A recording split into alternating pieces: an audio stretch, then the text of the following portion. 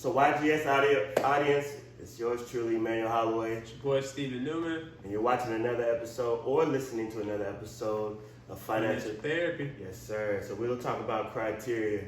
We had a good laugh earlier. We had to do a retake just to be transparent. He didn't want to leave it in there. It's all good, I did. We might let y'all hear the bloopers, but yeah. it was funny. But we believe this is to be very important. And this conversation came up with us earlier this week from talking about investing. Talking about investing and why it's important to have a criteria. Or what is our criteria? Like I guess talk about that. Like how we naturally just kind of what do you was mean trying by to that? figure something out. Because when people say criteria, it's like, oh, okay, you about to give me the PowerPoint bullet point joint. Like, okay, I got to do this, and this. But it was more like just having a conversation that I think a lot of people have about investing in themselves or investing in something else, and not taking the leap, and not feeling good about it, or not understanding what the success and failure look like. What are we trying to accomplish? And we just started asking all these questions, and we thought about, man, what's our actual criteria for investing? Just like in a general sense, is it the same? Does it need to be segmented based on what you're investing in? Just general questions. Criteria. Yeah. That's just the word for the day. Is criteria. And I know, speaking for myself and just being candid, listening to the Warren Buffett book. I like that hat, by the way. I appreciate it, man. I don't know if this is salamander or peach or pink. I don't know. It just fits. You know what I mean? Like literally, not like the style, but like fits on my head. So. Yeah, no. I'm with you. But yeah, so I'm just trying. What was the program you said that was studying Warren Buffett's? Wait, the CNBC interview we were talking about? The researcher was, and they was. He was talking about the different criteria that. So they basically looked over Warren Buffett's investing history and sort of backed into his philosophy, based on his own words, with the history of his company investments, mostly in stock, and they were able to come up with different criteria that they could cross-reference over each investment, and they started finding all these similarities.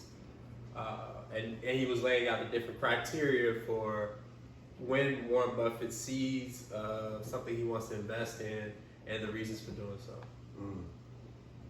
Well, and so that kind of led me to think like, what has been my criteria?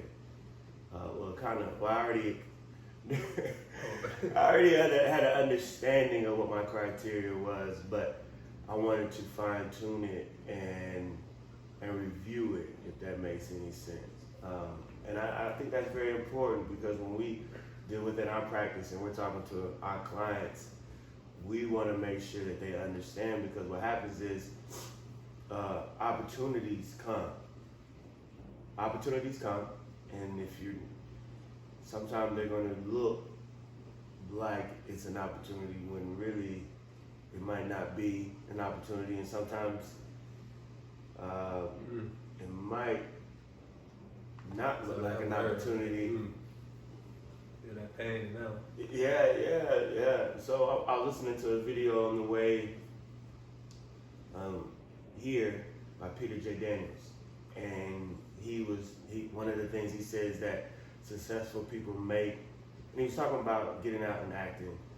He was saying successful people make decisions quickly and change them rarely, and unsuccessful people will make decisions slowly and change them often. So when you understand what your criteria is, you're able to identify what is an opportunity, and you're able to act on it. So what we like to employ is an opportunity account. After you've reached the criteria, the standards and the expectations of meeting your expenses, saving your emergency fund. We talked about an adequate amount for that. We talked about 12 months. Ideally, you want to get to the point if you're an entrepreneur where if you can go 12 months without a sale, you're still able to be afloat. So you can take advantage of opportunities, but then also you can be prepared for when there's a recession or you never know, a pandemic. So after you get that, you get to that opportunity account. And you start saving money because, again, money is just a tool. And once you've got that taken care of, you fully funded. Now it's starting to understand what is your level of expertise. And this is how you can start. Okay, all right, hold on, slow down. So first criteria was prerequisite. Prerequisite. And what are the prerequisites for investment? Savings. So criteria number one. It's like, think of it like a course. You don't just come into school taking, bio, 211 or whatever the senior level class is. Sometimes you got to start out at 101, and 101 is saving. Yeah. So that is one of the prerequisites that you need before you get to the class of investment. So that's criteria number one is.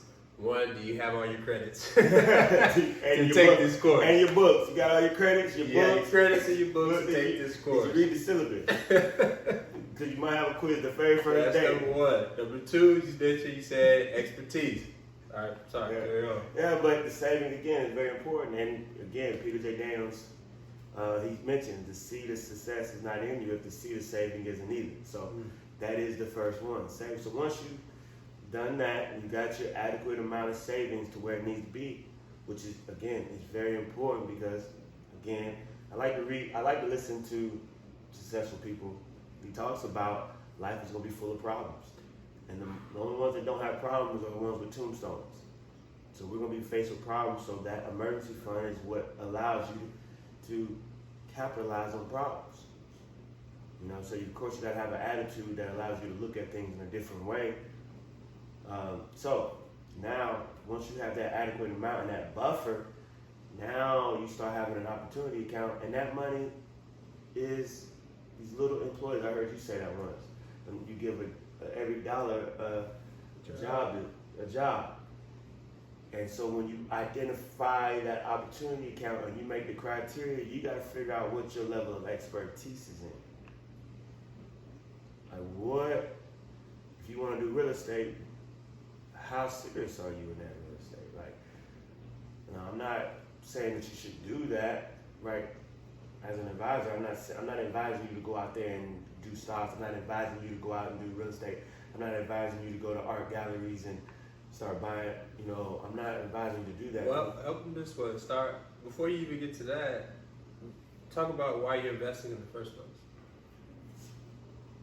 The reason why we're investing in the first place, I might need you to clarify, but the reason I was saying is because I agree with you on the expertise, but when somebody's like, okay, I don't have the expertise, but these are the things that I hear about, so it's like the buzzwords of things, and then you forget.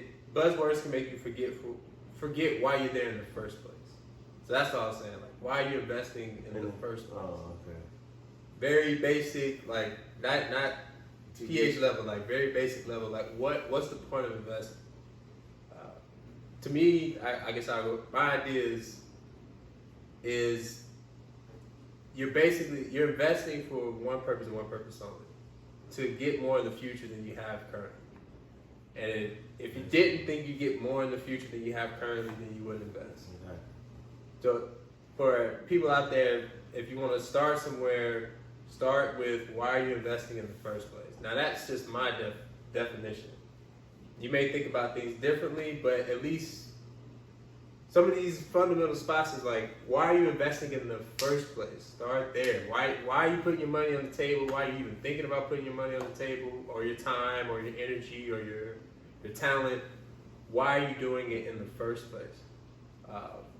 That's I guess the why would be one of my criteria to throw in there. I think that's perfect. Is to start with why. Why are you even doing it? Because, man, some investments are headaches. And that's very important. Even what was the guy from the book we was talking about, Frankel? Victor Franklin. Victor I would Franklin. never forget that guy's name. I know you do a great job. I I get the he told Frank me part. about it. I'm like, he told me about it. I never forget the guy's name. I gotta read it every time to read his name. Yeah, But the guy grew up with the guy. But he talks about why being the most important thing. It's a soul search, bro. Yeah, It's a soul search. it is. It is. Because you could be in some fancy stuff that sounds great, and you just be like, Here's one thing I think I'm learning as someone who's figuring out his investor DNA. My level of careness will let me know if I'm investing in the right space. What do you mean by that? Because I'll get to a point where I'm like, I don't really care about this. And I'm like, why am I doing this? And then I started thinking about it. I'm like, I'm doing this for a reason other than the stated goal of investing. So I'm like, I'm here. Yeah. I'm here for the Long haul. For the long haul, but I'm in here. I'm not in the right vehicle. I'm thinking long term, but I'm not in the right vehicle because there's no passion there. So this goes back to like the expertise. I agree. But a lot of times that expertise comes from the things you're passionate about. A lot of times the passion comes from the things that you are interested in. For example? And a lot of times what you're interested in comes from who you are. Yeah. And it kind of directs you there. So I'm saying this like, I've had investments where I was investing for the sake of investing. And it wasn't my expertise, didn't have the prerequisites, and it wasn't the investing experience that it should have been because of it. So I just throw that in there. But I think that's important because I have a passion for investing in people. Like that's what I enjoy. So reading books by Victor Frankl. Got it for the first time. Did you guys hear that? Make note of that. Got it for the first time. Okay, shout out this man. Rest in peace. Rest in Like peace. he live up the street. But that's why I like he live up the street. That was a pretty good bar.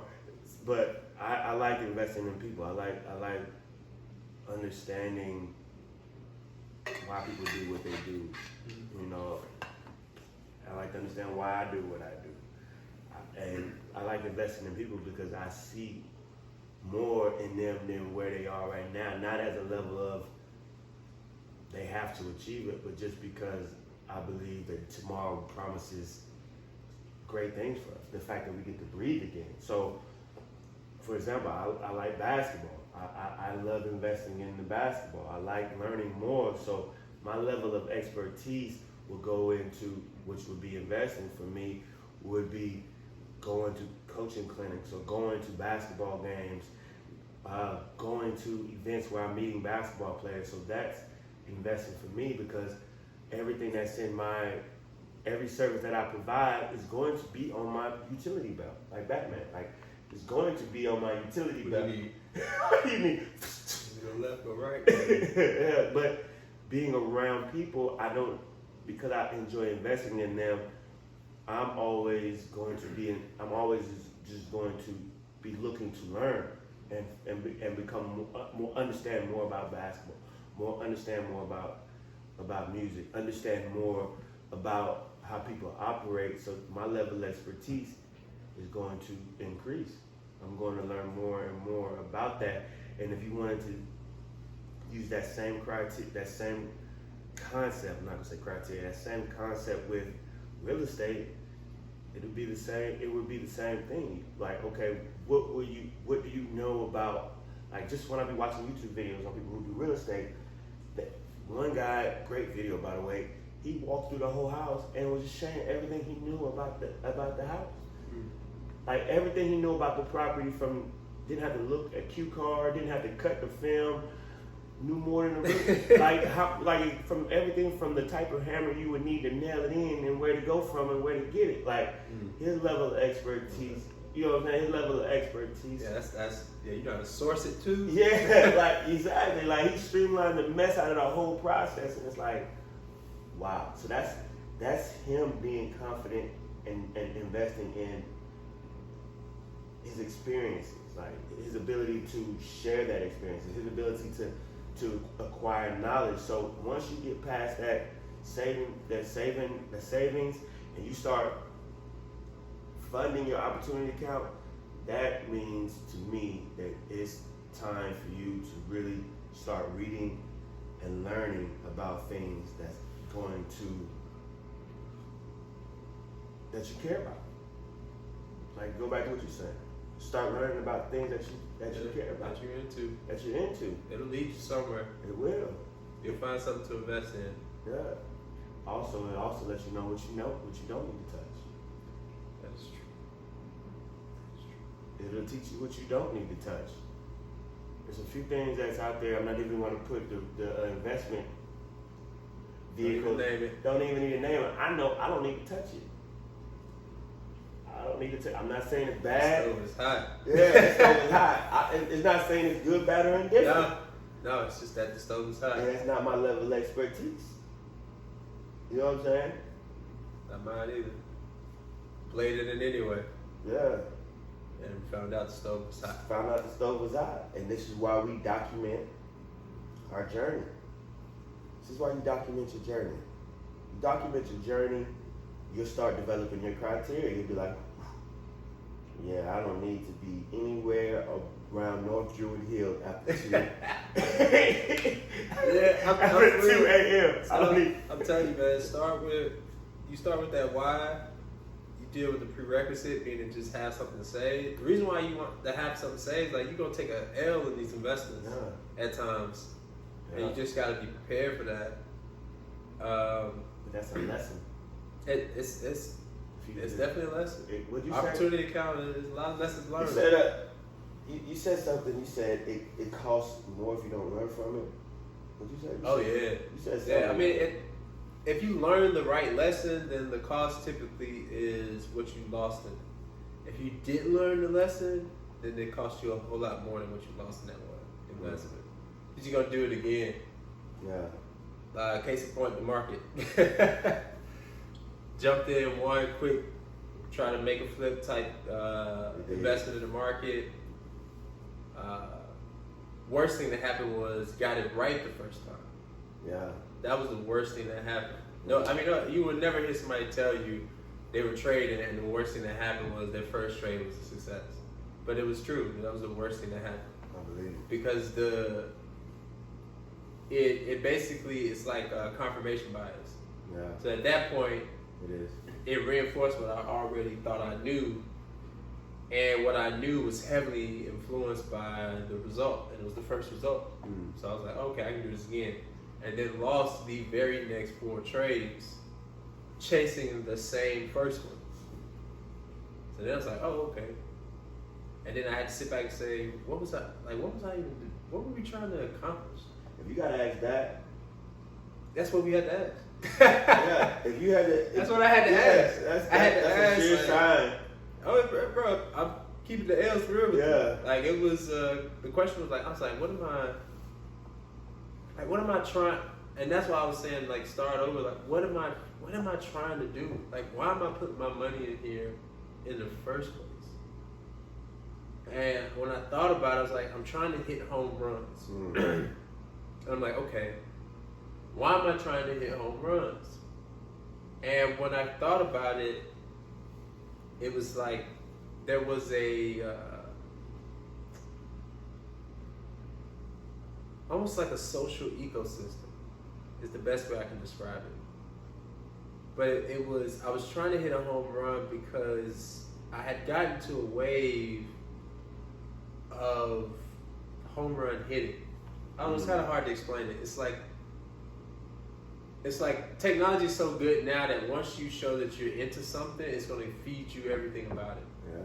So it was like I somehow got attracted to home run hitting, and soon it became all that I was reading was about hitting home runs or home runs to hit. And the truth was, you strike out more than you hit a home run. And if your system or process either doesn't make you the greatest home run hitter ever, or is designed to deal with the fact that you're going to strike out more than you hit home runs, you're going to lose your shirt. And I was sitting there sleeveless. Sitting there sleeveless with no buttons.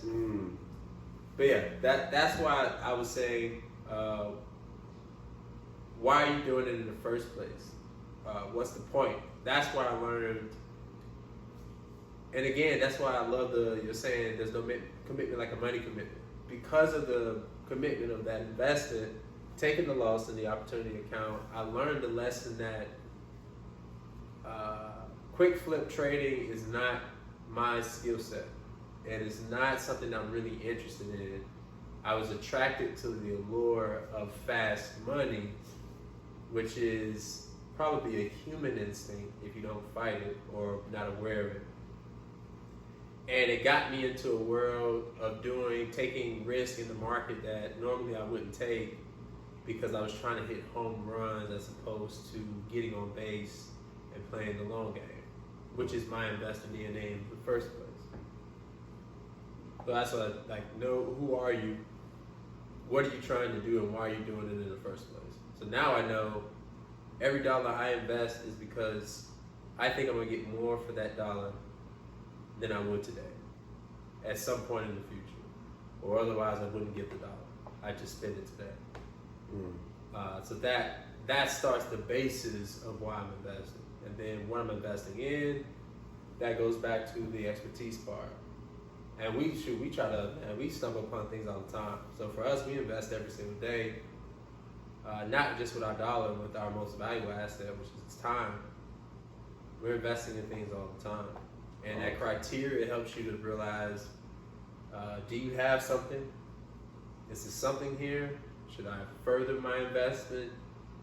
Should I bring more forms of investment? Sometimes we spend time learning something and then we realize we want to put some money behind it to do it, or to do it to another level, or to further our education or whatever the investment is. So sometimes we go through that way as well. So sometimes before we even put $1 down, we put our time in. And then when we feel like we've got a good handle on it, that's the one thing I love about being in level 2 is like having some money that you can make investment adventures, like you can just try it. I think that's a wonderful place to be in, even if it's just a few dollars, where you can actually say, you know what, I'm gonna take this chance and see if this pans out. If it doesn't, that's right. I still eat, I'm not getting evicted, you know what I'm saying? It ain't life or death, but maybe it leads me to something that I didn't know about myself, and I'm furthering my investor intelligence along this journey of life investing, I guess. I think that says a lot. You just said a mouthful because when you do learn a lesson, even though you lost some money, you learn that experience, which costs a lot more. It's more valuable than anything. It's more valuable than the money. Because to me, because I like investing in the people, I can give that to as many people as possible who are worth millions and billions and billions of other opportunities. You know what I'm saying? And even then, with the criteria, it's necessary to have criteria with the people that you meet. Like, to go on to what you were saying, when we're doing something, when we're spending time and we're making videos, then it's like, okay, now we want to take it the next step further. Let's find somebody who loves what they do. Let's invest into them. We don't have a problem paying them what they worth because we've set this aside for an opportunity.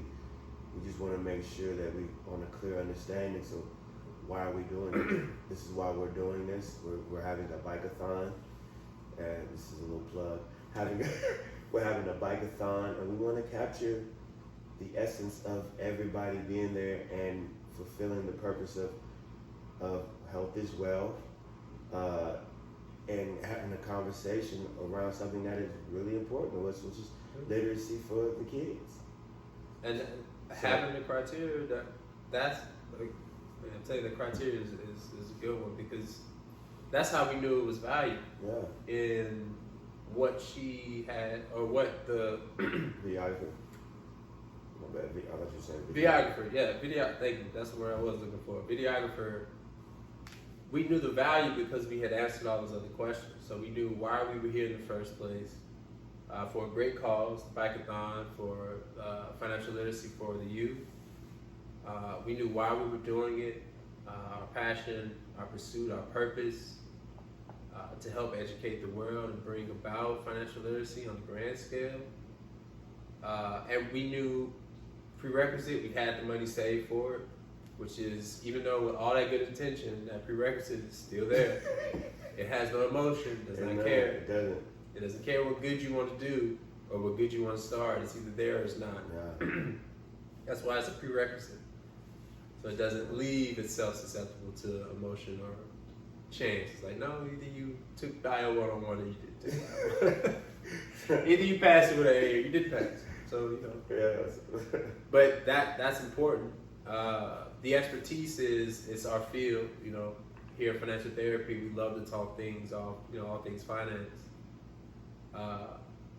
It's something that we thought we were expertise in, and it's something that we thought we were getting more value than the money we were investing. I think that's a huge component because we do love to support small business in general. Small business, like, they can't wait to get big, so Yeah. I won't hold them down like that. But we enjoy investing in our community, somebody of our community.